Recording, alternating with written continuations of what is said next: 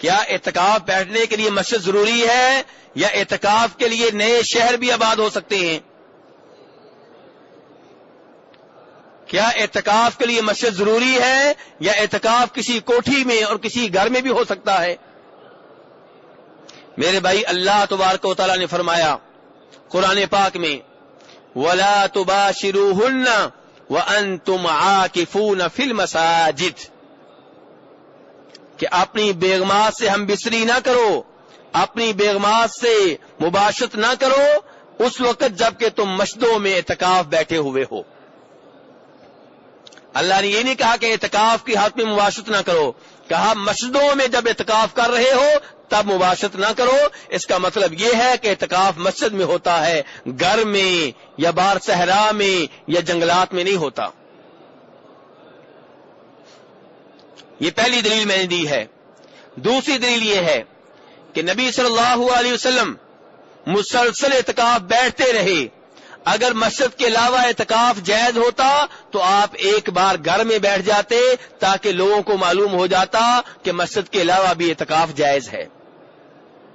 Number 3، نبی صلی اللہ علیہ وسلم کی بیگمات اعتکاف بیٹھتی رہیں اور مسجد میں آ کر بیٹھتی رہی، حالانکہ عورتوں کے لیے گھر سے نکل کر مسجد میں اعتکاف بیٹھنا ایک مشکل بات ہے، وضو کے لیے نکلنا ہوتا ہے، قضاء حاجت کے لیے نکلنا ہوتا ہے، اس سب کے باوجود وہ مسجد میں اعتکاف بیٹھتی رہیں۔ اگر گھر میں اعتکاف جائز ہوتا تو ایک بار یا کوئی ایک خاتون گھر میں اعتکاف بیٹھ جاتی تاکہ امت کو معلوم ہو جاتا کہ گھر میں اعتکاف بیٹھنا جائز ہے۔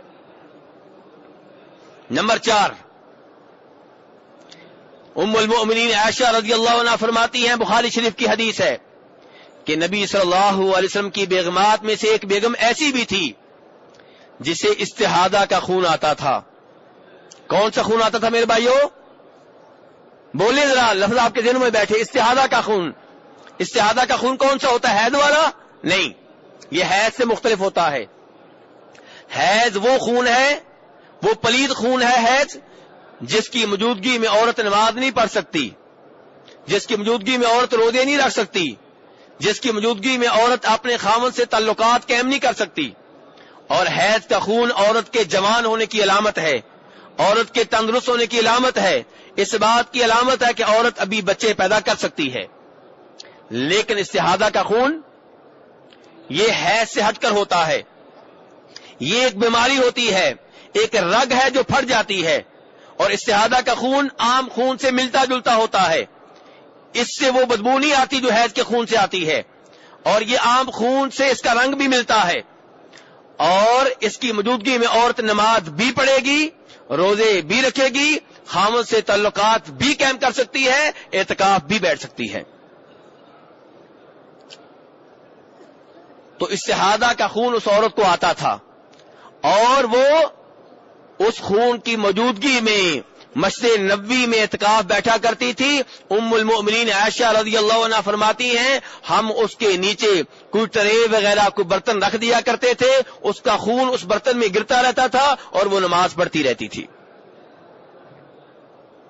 میرے بھائی ذرا غور کیجئے اس حدیث کے اوپر، بخاری شریف کی حدیث ہے، بیان کرنے والی ام المؤمنین عائشہ رضی اللہ عنہا ہیں، اعتکاف بیٹھنے والی نبی صلی اللہ علیہ وسلم کی بیگمات میں سے کوئی بیگم ہے، میری اور آپ کی ماؤں میں سے کوئی ایک ماں ہے۔ اگر گھروں میں اعتکاف بیٹھنے کی گنجائش ہوتی، کم از کم یہ خاتون اپنے گھر میں اعتکاف بیٹھتی، مردوں کے سامنے یوں مسجد میں اعتکاف نہ بیٹھتی۔ میرے بھائی، ان تمام دلیلوں کے اوپر جو میں نے آپ کے سامنے رکھی ہیں، اگر آپ توجہ سے اور تعصب کے بغیر نبی صلی اللہ علیہ وسلم کی شریعت کو ہر ایک کے اوپر رکھتے ہوئے غور کریں گے تو آپ اس نتیجے تک پہنچیں گے کہ مسجدوں کے علاوہ کہیں اور اعتکاف جائز نہیں ہے۔ اب سوال یہ پیدا ہوتا ہے کہ عورت کے اعتکاف بیٹھنے کا کیا حکم ہے؟ میرے بھائی، عورت بھی اعتکاف بیٹھ سکتی ہے، جیسا کہ بیان کر چکا ہوں کہ نبی صلی اللہ علیہ وسلم کی بیگمات اعتکاف بیٹھتی رہیں، آپ کی زندگی میں بھی اور آپ کے فوت ہو جانے کے بعد میں بھی۔ لیکن عورت اعتکاف تب بیٹھ سکتی ہے جب وہ دو چیزوں کا خیال رکھے۔ نمبر 1، اپنے خاوند سے اجازت لے۔ خاوند کی اجازت کے بغیر عورت اعتکاف نہیں بیٹھ سکتی۔ کیوں؟ اس لیے کہ اعتکاف بیٹھا جاتا ہے مسجد میں، اور عورت کو اس بات کی اجازت نہیں ہے کہ خاوند سے پوچھے بغیر اپنے گھر سے باہر نکلے. کوئی بھی مسلمان عورت اپنے خاوند سے پوچھے بغیر گھر سے باہر نہیں نکل سکتی. تو اس لیے جو عورت اعتکاف بیٹھنا چاہتی ہے اس کے اوپر واجب ہے کہ اپنے خاوند سے اجازت لے.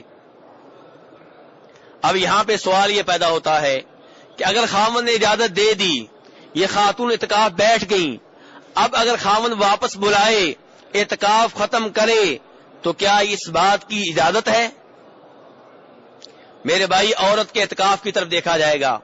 اگر اس کا اعتکاف وہ ہے جو واجب نہیں ہے، کسی منت کا نتیجہ نہیں ہے، کسی نظر کا نتیجہ نہیں ہے، عام اعتکاف ہے، تو چونکہ اعتکاف نفلی عبادت ہے، واجب نہیں ہے، تو خاوند واپس بلانا چاہے تو ایسی خاتون کو واپس بلا سکتا ہے.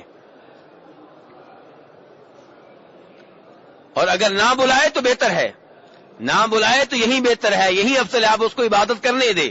لیکن اگر وہ بلانا چاہے تو بلا سکتا ہے.